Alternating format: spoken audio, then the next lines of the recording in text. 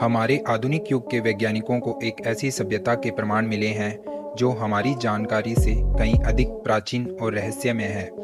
यह सभ्यता किसी सामान्य मानव जाति की नहीं, बल्कि विशाल मानवों की है। उनकी उपस्थिति, उनके रहन-सहन और उनके अवशेष हमारी विज्ञान की समझ को चुनौती देते हैं। तो आइए जानते हैं इस रहस्यमय कहानी के बारे में।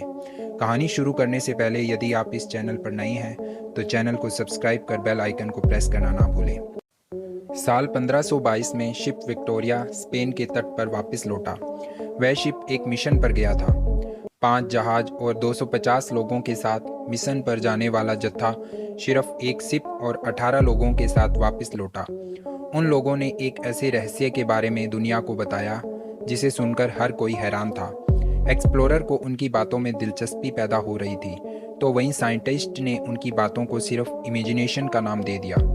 उन लोगों ने बताया कि कैसे उन्हीं की मुलाकात जॉइंट से हुई। यात्रा के दौरान वह साउथ अमेरिका के तट पर पहुंचे, जहां उन्हें एक ऐसा इंसान जैसा क्रिएचर दिखाई दिया। उसने शरीर पर कोई कपड़ा नहीं पहना था। वह जोर जोर से चिल्लाते हुए कुछ गा रहा था और हवा में मिट्टी उछाल रहा था। सबसे चौंकाने वाली बात यह थी कि वह कोई साधारण मनुष्य नहीं था, बल्कि एक जाइंट था। वह करीब 10 से 12 फीट लंबा था। इसके बाद जो हुआ उसे सुनकर किसी को विश्वास नहीं हुआ। फर्दिन मेगाल उस शिप के कैप्टन थे। वह असल में वेस्टर्न सी रूट्स के जरिए स्पाइस आइलैंड की खोज में निकले थे, लेकिन इस खोज के दौरान उनका शिप एक सुनसान इलाके में पहुंचा। साउथ अमेरिका के इस पॉइंट पर मौजूद इस जगह पर चारों ओर सिर्फ पहाड़ ही पहाड़ थे। ऐसा लग रहा था जैसे कोई इंसान इस आइलैंड पर नहीं रहता। लेकिन जैसे ही मैगलेन ने तट पर जॉइंट को देखा, तो उससे बात करने की जिज्ञासा प्रकट हुई। कैप्टन ने एक व्यक्ति को उस जाइंट के पास भेजा और बात करने के लिए कहा। लड़खड़ाते कदमों के साथ वह जाइंट तक पहुंचा। दोनों की भाषाएं अलग थी, लेकिन जाइंट ने दिल खोलकर उस व्यक्ति का स्वागत किया। वह जाइंट इतना बड़ा था कि उस दल का सबसे लंबा व्यक्ति भी जाइंट के सिर्फ कमर तक ही आ रहा था। इस जाइंट ने जल्द ही उन लोगों के साथ दोस्ती कर ली। कैप्टन ने कुछ गिफ्ट भी उस जाइंट को ऑफर किए। इतना लंबा व्यक्ति पहली बार उन लोगों ने देखा था। जाइंट उन सभी लोगों को अपने साथ ले गया। उसने वहां रहने वाले अन्य लोगों से उसका परिचय करवाया। जाइंट की कुछ पत्नियां भी उसके साथ थी। हालांकि पत्नियों का साइज बहुत विशाल नहीं था, लेकिन आम यूरोपियन लोगों के हिसाब से वो काफ़ी लंबी थी। जाइंट ने सभी लोगों को फूड ऑफर किया। इस पूरे इंसिडेंट के बारे में एंटोनियो पिगाफेटा ने बारीकी से बताया कि किस तरह जॉइंट्स बहुत विशाल और ताकतवर थे। छोटे जानवरों का इस्तेमाल करके वह बड़े जानवरों का शिकार किया करते थे। उनकी भागने की स्पीड बहुत अच्छी थी। विचित्र तरीके से वह अपनी बीमारियां दूर कर लेते थे। पेट खराब होने पर या चोट लगने पर तीर को मुंह में डालते थे, जिससे कि पेन का एहसास कम हो। अपनी बॉडी पर वो पेंटिंग्स और टैटू बनाते थे। दोस्तों, जब जाइंट से मुलाकात के बारे में मैगलेन ने वापस लौटने पर सभी को बताया, तो बहुत से लोगों ने उसकी बातों पर विश्वास नहीं किया और कई लोगों ने कहा कि यह सिर्फ इमेजिनेशन है।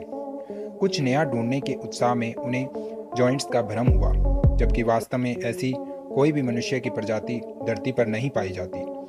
मॉडर्न डे के साइंटिस्ट भी जॉइंट्स की बात मानने से इनकार कर देते हैं। हालांकि पिगाफेटा ने जो भी बातें लिखी है, उन्हें इतिहास के पन्नों में काफ़ी प्रमाणिक माना जाता है। कुछ लोगों का मानना है कि जॉइंट्स का साइज 15 फीट तक हो सकता है। साल 1579 में sir Francis drug south America गए। वहाँ उन्हें करीब 7.5 फीट लंबाई वाले लोग मिले।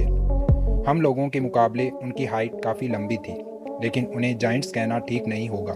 दूसरी ओर एक अन्य कहानी में हिमालय की गहराइयों में अचानक एक स्थान पर भूगर्भीय खुदाई करते समय वैज्ञानिकों को एक और अद्भुत वस्तु मिली, एक विशाल मानव कंकाल। यह कंकाल एक सामान्य मानव कंकाल से कम 3 गुना बड़ा था। उसकी हड्डियों की बनावट और संरचना पूरी तरह से मानव जैसी थी, परंतु उसका आकार इसे एक अलग जाति की तरह दिखाता था। यह कंकाल एक विशालकाय मानव सभ्यता के अस्तित्व का पहला ठोस प्रमाण था। जैसे जैसे खुदाई आगे बढ़ी, वैज्ञानिकों को और भी अवशेष मिले। विशाल घर, अनाज भंडार, जलाशय और मंदिर, यह सब कुछ इस बात का संकेत था कि यह सभ्यता बहुत ही उन्नत और संगठित थी। उनके द्वारा उपयोग की जाने वाली सामग्री और निर्माण शैली आज के मानव निर्मित संरचनाओं से भी अधिक जटिल और टिकाऊ थी। यह समझने की कोशिश की कि इतनी उन्नत सभ्यता का पतन कैसे हुआ। कई सिद्धांत सामने आए, प्राकृतिक आपदाएं, जलवायु परिवर्तन या फिर किसी बाहरी ताकत का हमला। अंततः शोधकर्ताओं ने पाया कि इस सभ्यता का पतन एक विशाल प्राकृतिक आपदा के कारण हुआ था। एक भूकंप जिसने हिमालय की तलहटी में इस सभ्यता को नष्ट कर दिया। इस आपदा के कारण इन विशाल मानवों की सभ्यता हमेशा के लिए समाप्त हो गई और उनकी कहानी केवल मिथकों और किंवदंतियों में ही रह गई। इस खोज ने आज की दुनिया में एक नई बहस छेड़ दी कि क्या आज भी कहीं न कहीं ऐसे विशाल मानव जीवित है? क्या हमारी समझ में कुछ छूट गया है?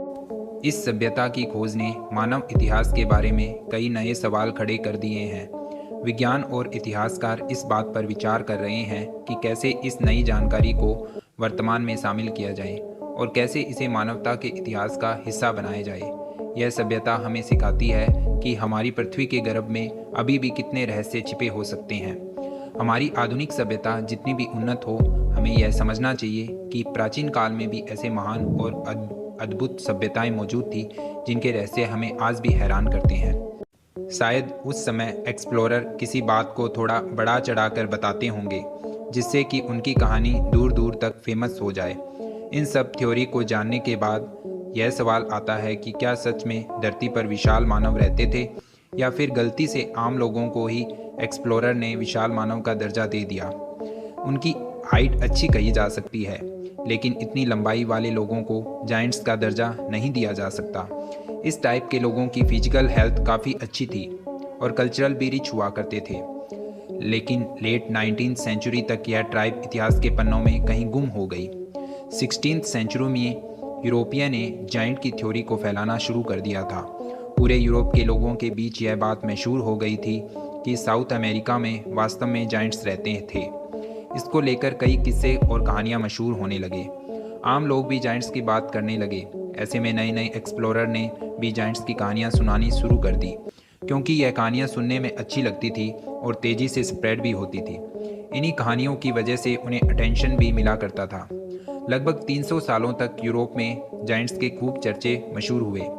बाद में मॉडर्न साइंटिस्ट ने इन बातों को लेकर अपनी क्लैरिटी दी और कहा कि साउथ अमेरिका के पैटागोनिया में रहने वाले लोगों की वास्तव में एवरेज हाइट 6 से 6.5 फीट के बीच ही है।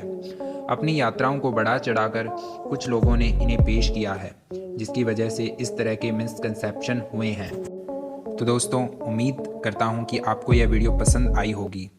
आपको क्या लगता है, क्या धरती पर जायंट्स रहते थे जो नॉर्मल ह्यूमन बींग्स के मुकाबले काफ़ी विशाल थे? अपने जवाब हमें नीचे कमेंट सेक्शन में ज़रूर बताइए। और अगर इस वीडियो में से आपको कुछ नया जानने या सीखने का मौका मिला है तो प्लीज़ इस वीडियो को एक लाइक करके अपने फ्रेंड्स और फैमिली में ज़रूर शेयर करें। और यदि आप इस चैनल पर नए हैं तो प्लीज़ इस चैनल को सब्सक्राइब करके बेल नोटिफिकेशन आइकन को ऑन कर दीजिए ताकि हमारे आने वाले वीडियोज़ आप मिस न करें।